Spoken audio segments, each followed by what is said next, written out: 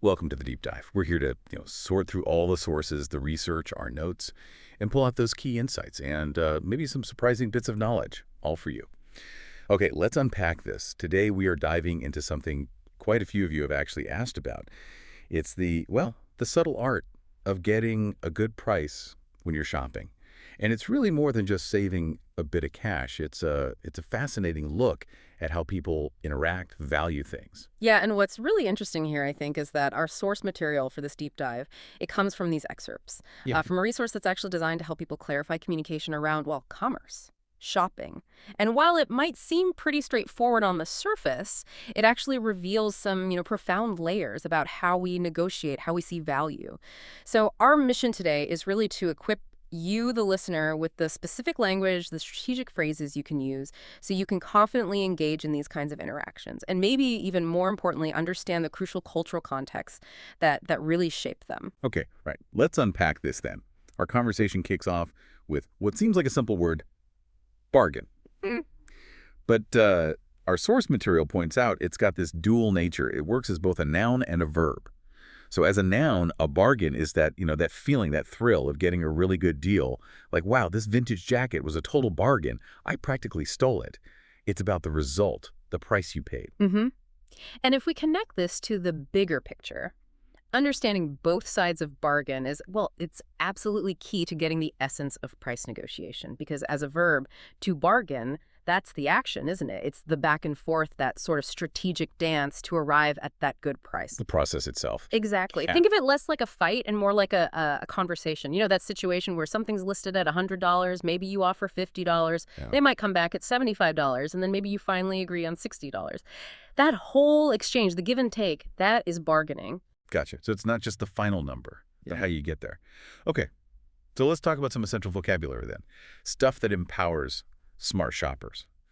Our source has this language takeaway section with some really great terms. These help you set the stage before you even, start the actual negotiation. First up, price range. Mm-hmm. Now, this isn't just what you want to pay, but the minimum and maximum you've sort of decided on. So if something's just way too expensive, you'd say it's out of my price range. It sets a really clear boundary. Yeah, and this raises an important question, doesn't it? How do these kind of simple terms like price range, how do they become powerful tools for you, the listener? Tools to articulate your budget, your research needs effectively, often before you even start talking price directly. Right. It's about defining your playing field, really. And another crucial technique the source mentions is shop around. Yes, classic advice. Totally. It just means actively comparing prices, checking different shops, different sellers to make sure you're finding the best value. It's kind of foundational for informed buying, wouldn't you say? Definitely. And then there's pricey, which I like. It's a wonderfully informal but still effective way to say something's expensive. It sounds more natural than that automobile carries a significant monetary value. Right. Just say, wow, that car is really pricey. Much more relatable. Yeah, I really appreciate how these aren't just words to learn. They're actual strategic tools. They give you leverage. Okay, so let's move on to the real heart of it. Mastering the negotiation dialogue. The source has this putting it together section, and it gives us some incredibly useful phrases, like ones that cut right to the chase. Probably the most direct one, can you give me a better deal? Or, can you give me a better price? It's kind of your opening move when you feel the asking price is just a bit too high. You might lead in with something like, hey, this is a little out of my price range. Could you give me a better deal? Mm-hmm. And what's fascinating here is seeing how these phrases, they aren't just standalone lines. They build into a kind of strategic flow. The source actually illustrates this with a really compelling example. Let's say you're looking at some collector's model, right? Priced at $70. Okay. But you were kind of hoping to spend around $50. So you open with that direct question we just talked about. The seller might counter, maybe say $65. Right. Now, instead of just saying no, you use another key phrase from the source. That's still more than I wanted to spend. Oh, okay. Polite but firm. Exactly. Polite but firm. It tells them $65 is still too high for your budget. Maybe you're aiming for under $60. And then the negotiation becomes this dance, offers, counter offers. The seller might offer a small discount or maybe throw in an accessory like a charging dock. Oh, like added value instead of just price drop. Precisely. Or they might discuss an extended warranty. You, as the buyer, might suggest meeting them halfway. Or you might strategically play your final card. That's my last offer. The point of no return. Pretty much. This phrase is powerful because it signals a limit. Could be the seller's absolute lowest or your absolute highest. This whole back and forth, just as the source outlines it, it provides this structured, almost theatrical way to bargain effectively. It really is like a script for success. Yeah. And it's a good reminder that bargaining is rarely just about one single number changing hands. Sometimes, yeah, even after they give you a counteroffer, the price still isn't quite right. That's where that phrase, "that's still more than I wanted to spend," really comes in handy.